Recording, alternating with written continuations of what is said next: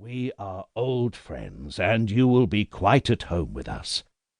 I replied, "There is nothing which for my part I like better, Cephalus, than conversing with aged men, for I regard them as travellers who have gone a journey which I too may have to go, and of whom I ought to inquire whether the way is smooth and easy, or rugged and difficult.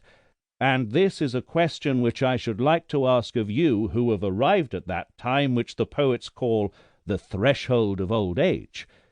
Is life harder towards the end, or what report do you give of it?" "I will tell you, Socrates," he said, "what my own feeling is. Men of my age flock together. We are birds of a feather, as the old proverb says. And at our meetings the tale of my acquaintance commonly is, I cannot eat, I cannot drink, the pleasures of youth and love are fled away. There was a good time once, but now that is gone, and life is no longer life. Some complain of the slights which are put upon them by relations, and they will tell you sadly of how many evils their old age is the cause. But to me, Socrates, these complainers seem to blame that which is not really in fault. For if old age were the cause, I too, being old, and every other old man, would have felt as they do. But this is not my own experience, nor that of others whom I have known. How well I remember the aged poet Sophocles, when, in answer to the question, "How does love suit with age, Sophocles? Are you still the man you were?" "Peace," he replied. "Most gladly have I escaped the thing of which you speak. I feel as if I had escaped from a mad and furious master." His words have often occurred to my mind since, and they seem as good to me now as at the time when he uttered them. For certainly old age has a great sense of calm and freedom. When the passions relax their hold, then, as Sophocles says, we are freed from the grasp not of one mad master only, but of many. The truth is, Socrates, that these regrets, and also the complaints about relations, are to be attributed to the same cause, which is not old age, but men's characters and tempers. For he who is of a calm and happy nature will hardly feel the pressure of age, but to him who is of an opposite disposition, youth and age are equally a burden."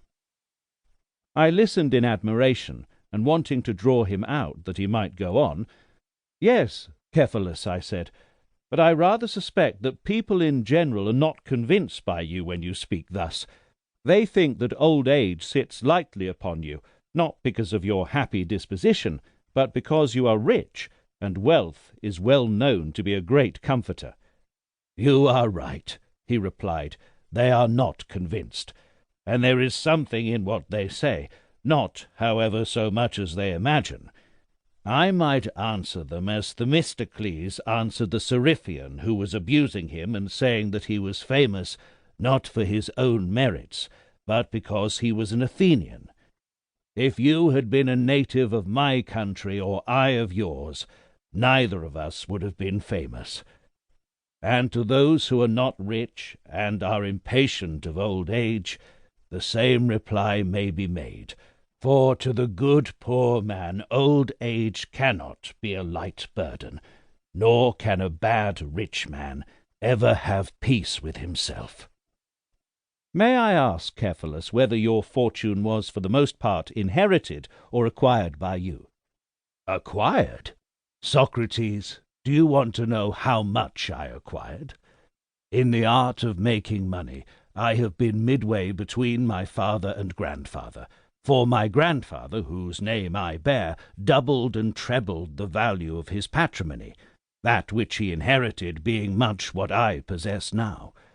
But my father Lysanias reduced the property below what it is at present, and I shall be satisfied if I leave to these my sons not less but a little more than I received."